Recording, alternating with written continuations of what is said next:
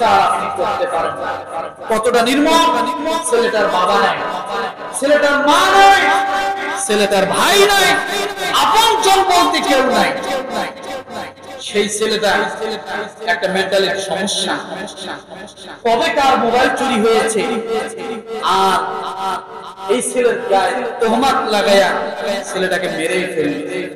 তাহলে কিছুদিন আগে ছিল একটা দাড়িওয়ালা ছেলেকে দেখে জামাত শিবির বলে তাকে মেরে ফেলা, আর বর্তমানে জামাত শিবির বলা লাগে না। এখন মানবতা এত নিকৃষ্ট পর্যায়ে চলে গেছে, যাকেই মঞ্চে তাকে এখন মারা যায়। এটা ঠিক নয়। মানুষকে সম্মান দিতে, আপনি মানুষকে ভালোবাসেন, আল্লাহ আপনাকে ভালোবাসেন। আপনি মানুষকে ভালোবাসেন, আল্লাহ আপনাকে ভালোবাসেন।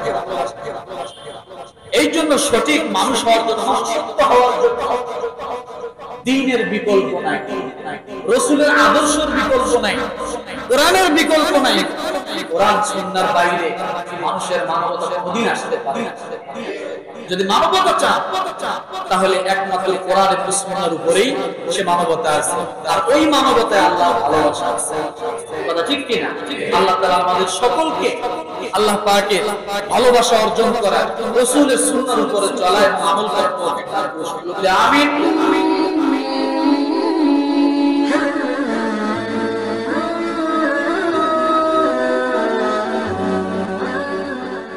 দুনিয়ার জমিনে সবচাইতে বড় বুদ্ধিমান কি বলেন তো? কি ওই ব্যক্তি সবচেয়ে বড় বুদ্ধিমান? আল্লাহ তাআলা তাকে বুদ্ধিমান বলে সাব্যস্ত করেছেন। আমার ভাইরা, রব্বুল আলামিন বলেন, যার সাহায্যে সে মানুষের মধ্যে চলাফেরা করে সে ওই ব্যক্তির মতো হতে পারে যার অবস্থা সে অন্ধকার দ্বারা পরিবেষ্টিত, অর্থাৎ দুনিয়া দ্বারা সে পরিবেষ্টিত। দুনিয়ার মোহে করে সে চলাফেরা করে, আখিরাতকে সে ভুলে গিয়েছে। নূর হলো আখিরাত, জুলুমাত হলো দুনিয়া। জুলুমাত কি? জুলুমাত হলো দুনিয়া, অন্ধকার। কিতাবুন আনজালনাহু ইলাইকা লিতুখরিজান নাসা মিনাজ যুলুমাতি ইলান নূর। এটা হলো সেই কিতাব যা মানুষকে অন্ধকার থেকে বাহির করে আলোর দিকে নিয়ে যায়। তার নাম হলো কোরআন। তার নাম কি?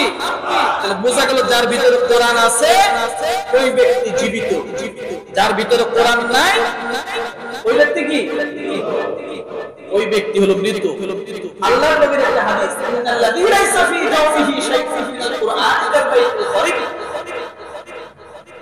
যার ভিতরে কোরআন নাই ওই ব্যক্তি হলো শূন্য ঘরের মতো। কি ঘরের মতো? বুঝুন, তার মানে বোঝা গেল শূন্য একটা ঘর, একটা খুঁটি আছে, বেড়া নাই, ওই ঘরে কারা বসবাস করে?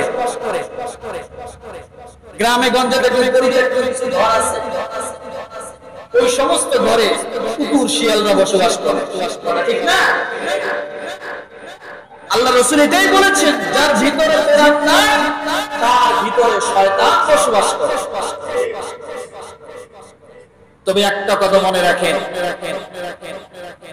শয়তান কিন্তু মানুষের কলবে প্রবেশ করতে পারে না। শয়তান মানুষের কলবে প্রবেশ করতে পারে না। শয়তান মানুষের শরীরে ভর করে, এখান থেকে সে আক্রমণ করে। কলবে স্থান হলো আল্লাহ। কলবে কার স্থান? কলবে শয়তানের স্থান। তাহলে শয়তান আঘাত করে কোথা থেকে? শরীর থেকে। যার কারণে শয়তান কোনদিন কলবের ভিতরে প্রবেশ করতে পারে। আমার ভাইরা, ইবনে আব্বাস রাদিয়াল্লাহু আনহু তিনি বলেছেন, এটি কবর থেকে জীবিত ওঠার জন্য নয়, এটা হলো দুনিয়ার মানুষের যার ভিতরে ঈমান আছে সে হলো জীবিত, আর যার ভিতরে ঈমান নাই সে হলো মৃত্যুর সমতুল্য। কিসের সমতুল্য? মৃত্যুর সমতুল্য। তাহলে ঈমানদার আমলদার এই ব্যক্তি নেককার, কথা ঠিক না? আর নেককার সবসময় কি জীবিত, আর এই জীবিতর সাথে সম্পর্ক আল্লাহ, যেহেতু আল্লাহর সম্পর্ক, আল্লাহর সাথে সম্পর্ক বান্দার কলবে, বুঝাইতে পারছি? আর ফুজ্জার বক্কার এর সাথে সম্পর্ক শয়তানের, কিন্তু শয়তান কখনো কলবের ভিতরে প্রবেশ করতে পারে না। শয়তান যাকে আসর করে সে মৃত, সে কি মৃত্যু। আমার মেয়েরা, এই হলো দুইটা দিক। আর একটা দিক রয়েছে, ভালো করে গভীর করে খেয়াল করেন। আর একটা দিকের কথা আমার আল্লাহ বলেছে, তারা হলো মুনাফিক। তারা কি? তারা হলো মুনাফিক। এই মুনাফিকরা মুসলমানের ধারে কাছেও না, আবার কাফেরদের নিকটবর্তী, বলেন নাউযুবিল্লাহ। মুসলমানরা কি কাফেরদের নিকটবর্তী, কিন্তু মুসলমানের ধারে কাছে না। এরা সবচেয়ে বড় ভয়ঙ্কর মুনাফিক। তারা মুনাফিক হলো ওই সমস্ত ব্যক্তিরা যারা বেশ ধরে, লেবাস ধরে, কিন্তু ইসলামের ক্ষতি করে। আছে না? না কথা বলেন না। এই যুগে আছে, শুধু আগেও ছিল। সবচাইতে বড় ক্ষতি করেছে আল্লাহ রাসূলের কাজ। কথা বলেন মুনাফিকরা। রাসূলকে বিষ খাওয়াইছিল কাফেররা না, রাসূলকে বিষ খাওয়াইছিল মুনাফিকরা। এখন মুনাফিকরা কারা? কোন ধরনের মুনাফিকরা রাসূলকে বিষ খাওয়াইছিল? দেখেন, আল্লাহ নবী যে জায়নামাজে, যে মুসল্লায় দাঁড়িয়ে ইমামতি করে, রাসূল বরাবর পিছনে দাঁড়িয়ে নামাজ আদায় করেছিলেন মুনাফিকরা। তারা বলে মুনাফিকদের গায়ে জুব্বা ছিল, মুনাফিকদের মাথায় টুপি ছিল। মুনাফিকরা রাসূলের সঙ্গে জিহাদের ময়দানে গিয়েছিল, কিন্তু জিহাদ করে নাই, পলায়ন করে চলে এসেছিল। অনেক লোক আছে, ভাই আপনি সামনে আগেন, আমরা আছি। লোকটা যখন সামনে অগ্রসর হলো, আস্তে করে লেজ গুটাই নিয়ে পিছনে সরে আসলে এমন ব্যক্তি আছে না নাই? লোকটার বিপদে ফালায় দিল, এমন আছে না নাই?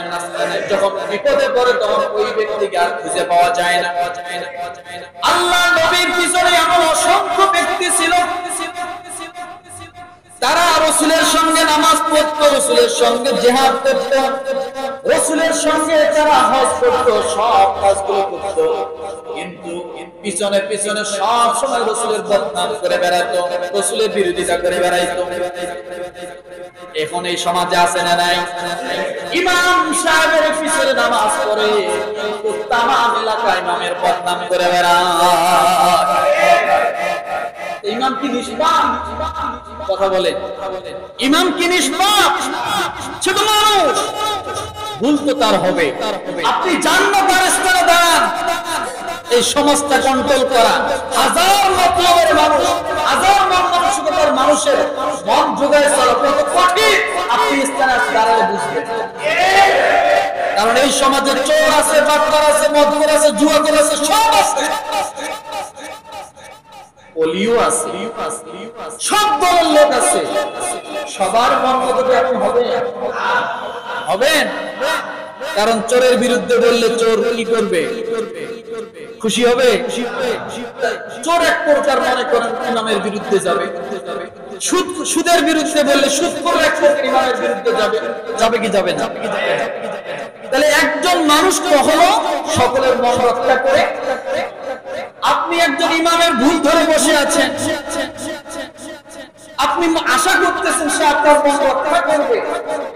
আরে ভাই, আপনি আপনার ফ্যামিলির মধ্যে 5 জন সদস্য, 4টে সন্তান আপনার বউ, 3টে সন্তান আপনার বউ, আর আপনি স্বামী সহ 5 জন। আপনি গভীর খেয়াল করে দেখেন আপনি আপনার বউয়ের মন মতো আছেন কিনা? আছেন? থাকতে পারেন? সব সময় থাকা যায়? আপনার বউ আপনার বিরুদ্ধে নালিশ করে না? বাবার বাড়িতে ফোন করে শাখায় না, বলে না? আপনার বিরুদ্ধে আপনার বউ যায় না? আপনি একজন মানুষের মন রক্ষা করে চলতে পারেন না। একজন ইমামের দ্বারা কিভাবে আপনি আশা করেন যে আপনার সকলের মন রক্ষা করে চলবে? সম্ভব? আল্লাহ রাসূল মানুষের মন রক্ষা করে চলতে পারেন, চেষ্টা করে গেছেন তিনি জান প্রাণ দিয়ে, কিন্তু তারপরেও রাসূলের বিরুদ্ধে তারা মুনাফিকি করেছে। করলো কারা? জুব্বা ছিল গায়ে, পাঞ্জাবি ছিল মাথায়, টুপি ছিল মাথায়, রাসূলের পিছনে নামাজ পড়ছে, হজ করছে, সব কাজ করছে, কিন্তু অর্ধেক করছে। দেখা গেছে রাসূলের সাথে জিহাদে গেছে কিন্তু মাঠে নাই। কোথায় নাই? চিরনি অভিযান করে ওদেরকে খুঁজে পাওয়া যায় না। গেল কই? যাইতে দেখছে কিন্তু মাঠে। এমন আছে না? আমার আব্বাইরা ভালো করে শোনো, এই মুনাফিকদের বিষয়ে আল্লাহ কত ভয়ঙ্কর কথা বলেন। এরকম মুনাফিকি করা চলবে না। এমন একজন মুনাফিকের নাম হলো আব্দুল্লাহ ইবনে উবাই সালুল। কি নাম? আব্দুল্লাহ ইবনে উবাই সালুল। এই যে মুনাফিক, ইনি হলেন মুনাফিকদের লিডার ছিলেন, মুনাফিকদের নেতা। আল্লাহর নবীর পিছনে নামাজ পড়তেন, সামনে আসলে হুজুর হুজুর, পিছনে গেলে গালি দিয়ে বসে থাকে, আছে না নাই? পিছনে সমালোচনা করে তামাম এলাকা জড়ো করে ফেলছে, কিন্তু সামনে যখন দেখা হয় হুজুর আসসালামু আলাইকুম, আছে না সমাজ? এই আব্দুল্লাহ ইবনে উবাই সালুল আল্লাহ রাসূলের পিছনে নামাজ পড়েছেন, লম্বা জুব্বা গায়ে ছিল, মাথায় পাঞ্জাবি ছিল, বড় মুনাফিক ছিল, মুনাফিকের লিডার। সে নিজে নিজে বুঝতো যে আমি আল্লাহ রাসূলের বিরোধিতা করি। আমার মেয়েরা আল্লাহ রাসূলের বিরোধিতা করতে যায়, তামাম মদিনার সমস্ত মানুষ যখন বুঝতে পারলেন যে এই লোকটা রাসূলের বিরোধিতা করে, কারণ যেখানে রাসূলের সমালোচনা করে সেখানে রাসূলের পক্ষের লোক আছে না নাই? কথা বলেন, আছে। সকলেই জানতে পারলেন এই লোকটা মুনাফিকি করে, সামনে রাসূলকে বলে হুজুর হুজুর করে, পিছনে গেলে সমালোচনা করে। এটা সকলেই জানে, রাসূলও জানে, রাসূলকে কষ্ট দেওয়া হয়েছে, রাসূল স্পষ্ট জানা যে এই লোকটা আমার বিরোধিতা করে। কিন্তু আমা আরসালনাকা ইল্লা রাহমাতাল লিল আলামিন।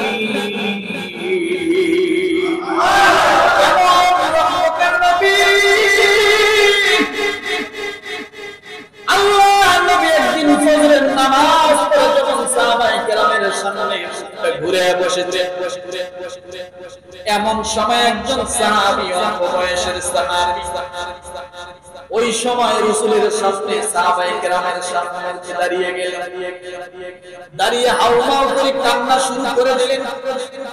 আল্লাহ নবী বলেন, কে গো, কেন তুমি সকালবেলা ফজরের উপরে কাঁদছো? কি তোমার সমস্যা? এবার আব্দুল্লাহ নাম সাহাবী আব্দুল্লাহ রাদিয়াল্লাহু তাআলা আনহু ডাক দিয়ে বলেন, নবীজি,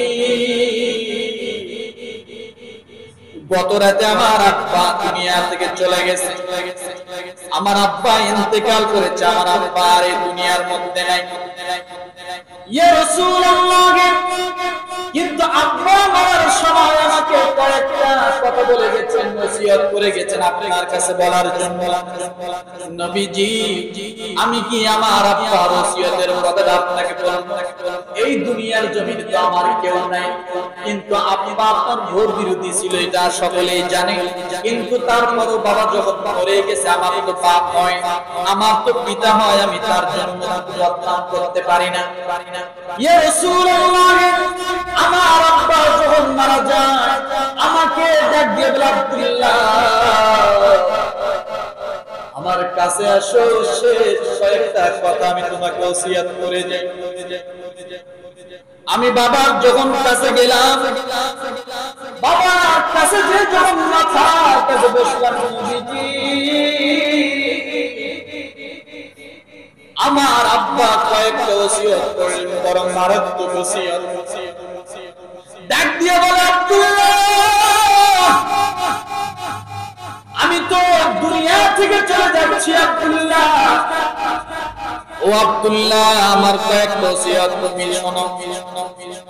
আমি যখন মৃত্যু বরণ করব, তুমি সঙ্গে সঙ্গে রাসূলের দরবারে যাবা।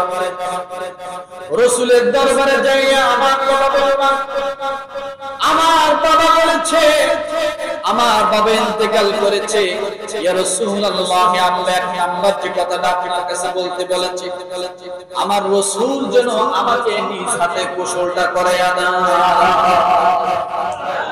কি করাবে? কথা বলে। রাসূল আব্দুল্লাহ ইবনে উবাইকে যেন কি করে? গোসল করে। দ্বিতীয় নম্বরে আব্দুল্লাহ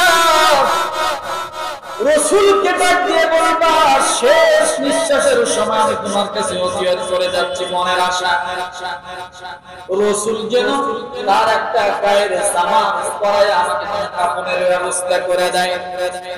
কয়টা গেল? তৃতীয় নম্বরে আব্দুল্লাহ, আমি তোমার কাছে ওসিয়ত করে যাই, আমার রাসূলকে বলবা, আমার রাসূল যেন আমার জানাজা নিজে ইমামতি করে পড়ায়। কয়টা গেল? চতুর্থ নম্বর আব্দুল্লাহ, আমার জানাজা যখন শেষ হয়ে যাবে আব্দুল্লাহ, আমি তোমার কাছে বলে যাচ্ছি, রাসূলকে বলিও, রাসূল যেন নিজ হাতে আমার লাশটা ধরে কবরের মধ্যে আমাকে শেষ বিদায় দিয়ে দেয়। আল্লাহ নবীর কাছে সন্তান কেঁদে কেঁদে যখন বলছেন, আল্লাহ নবী ঘাবড়িয়ে গেলেন, চোখ দিয়ে টলটল পানি। আল্লাহ নবী কেমন রহমাতাল লিল আলামিন এটা বুঝার জন্য বললাম, ও মুসলমান, আল্লাহ নবী কত বড় রহমান, কত বড় রহমদান, তার কত বড় রহম ছিল তার দিলের ভিতরে। আমার ভাইরা, আল্লাহ নবী যখন পা করে মুনাফিক নেতা আব্দুল্লাহ ইবনে উবাইয়ের বাড়িতে চলে গেলেন, যাওয়ার পরে যখন যাওয়ার পরে এই কাজগুলো যখন সম্পাদন করবেন, জানাজার যখন ব্যবস্থা করবেন, জানাজা যখন সামনে চলে আসলো, যখন জানাজায় দাঁড়ালেন, দাঁড়ায় যখন আল্লাহু আকবার বলে যখন জানাজার মধ্যে দাঁড়িয়ে গেছেন, সঙ্গে সঙ্গে জিবরিল আমিন এসে দাঁড়িয়ে বলেন, নবীজি আপনি জানাজা পড়াইবেন না। এদিকে সমস্ত সাহাবায়ে কেরাম আশ্চর্য হয়ে গেলেন। হযরত ওমর রাদিয়াল্লাহু তাআলা বারবার রাসূলের জামাটা পেছন দিক থেকে টেনে ধরছেন, ডাক দিয়ে বলেন, নবীজি আপনি মুনাফিক নেতার জানাজা আপনি পড়াইতে যাবেন না, কারণ সে সবচেয়ে বড় দুশমনী করেছে, ইসলামের বড় ক্ষতি করেছে, আপনাকে সবচেয়ে বেশি কষ্ট দিয়েছে, তার জানাজা আপনি কখনো পড়াইতে যাবেন না। হযরত ওমর রাদিয়াল্লাহু তাআলা বারবার যখন এইভাবে রাসূলের জামা টেনে ধরছেন, এরপর রাসূল সামনের দিকে অগ্রসর হয়। আল্লাহ নবীর অবস্থা হযরত ওমর রাদিয়াল্লাহু তাআলা বুঝতেছেন যে তিনি আর থামবেন না, তিনি তো থামার লোক না, তিনি অবশ্যই জানাজা পড়াইবেন। আল্লাহ নবী ডাক দিলেন, আমার আল্লাহ তো তার জানাজা পড়াইতে নিষেধ করেন নাই, তাহলে আমি কেন তার জানাজা পড়াবো না?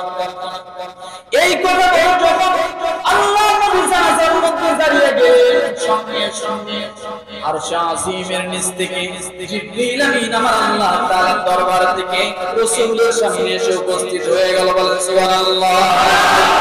ইস্তাগফির লাহু আও লা তাস্তাগফির লাহু ইন তাস্তাগফির লাহু ৭০ মাররাতান ফালান ইয়াগফিরাল্লাহু লাহু। আল্লাহ তাআলা সূরা তাওবার ৮০ নম্বর আয়াত নাযিল করে দিলেন। নবীজিকে আল্লাহ ডাকতে বলেন, ও নবীজি আপনি তাদের জন্য প্রার্থনা করা বা না করা একই কথা। নাউজুবিল্লাহ বলেন। আপনি তাদের জন্য ক্ষমার জন্য প্রার্থনা করা না করা একই কথা। আপনি তার জন্য জানাজা পড়াইলেও যা, না পড়াইলেও যা। আগামীকাল বলেন, আপনি পড়াইলেও যা হবে, না পড়াইলেও তাই হবে। শুধু তাই নয়, 70 মাররাতান ফালান ইয়াগফিরাল্লাহু লাহু। আল্লাহ তাআলা ডাক দিয়ে বলেন, নবীজি আপনি যদি মুনাফিকদের জন্য 70 বার জানাজা নামাজ পড়েন, তারপর আমি আল্লাহ তার জন্য জানাজা কবুল করব না। চিন্তা করছেন? রাসূল জানাজা পড়াইলে তারপরে কি জানাজা? একবার, দুইবার, কয়বার? তাহলে আমরা সলিমুদ্দি হুজুররা কত মুনাফিকের জানাজা নামাজ পড়ে তা তো খবরে নেই। কথা ঠিক না? নামাজ পড়ে না, ভক্ত রাসূলের বিরোধিতা করে, আল্লাহর সাথে দুশমনি করে, আলেম ওলামার সাথে দুশমনি করে, আমরা তাদের জানাজা যায় পড়াইলেও যা। কার কথা এটা? রাসূলেরটাই যদি কবুল না হয়, আমার মতো সলিমুদ্দিন ইমামের জানাজা নামাজ আর কত আগে কবুল হবে তা ঠিক না। কেন কথাটা বললাম জানি? মুনাফিকি করব না, ইসলামের দুশমনতা করব না, রাসূলের দুশমনতা করব না, আলেম ওলামার দুশমনতা করব না। যদি না করে তাহলে অবশ্যই আপনার সম্পর্ক আল্লাহর সাথে গভীর সম্পর্ক। আপনি যদি আল্লাহর সাথে গভীর সম্পর্ক করতে চান, মন থেকে দুশমনি সরায় দেন, মানুষকে ভালোবাসুন, এরপর আলেম ওলামাকে ভালোবাসুন, মানুষকে মর্যাদা দিতে শিখুন, সম্মান দিতে শিখুন। তাহলে আপনি যদি মানুষকে সম্মান দেন, আল্লাহ আপনার সম্মান বাড়ায় দেবে। কিন্তু বর্তমান জামানায় মানুষের জীবনের তো কোনো মূল্যই নাই, সম্মান তো পরের কথা। কথা ঠিক কিনা? কুকুর, বিড়াল, এদের প্রতি এখন মানুষের যে পরিমাণ মায়া দয়া আছে, আমার মনে হয় বর্তমান জাহিলিয়াত যুগকে ছাড়িয়ে গেছে। মানুষের প্রতি মানুষের ততটা মায়া দয়া না। যদি থাকতো, ঢাকা বিশ্ববিদ্যালয়ের এই করুণ ঘটনাটা এটা কোনোদিন হতে পারে না। তুফাজ্জল নামের ছেলেটাকে খাওয়াচ্ছে, পিটাচ্ছে, একেবারে মেরেই ফেলল। চোখের সামনে একটা মানুষকে মারা, এটা তো সেই আবু জেহেলের যুগের কথা, আইয়ামে জাহিলিয়াতের যুগের কথা। তাহলে শিক্ষার নামে জাতির মেরুদণ্ড, ওটা কোন শিক্ষা? যে শিক্ষা মানুষ মানুষকে মেরে ফেলে, নিশ্চয় বোঝা যাবে সেটা আসলে সুশিক্ষিত সেখানে নয়, সেখানে কুশিক্ষা অর্জন করা হয়। কি শিক্ষা? কুশিক্ষা অর্জন করা হয়। এরা নরপিচার, এরা শুধু বইয়ের কাগজ কলমে লেখাপড়া করে, বাস্তবতার ভিতর থেকে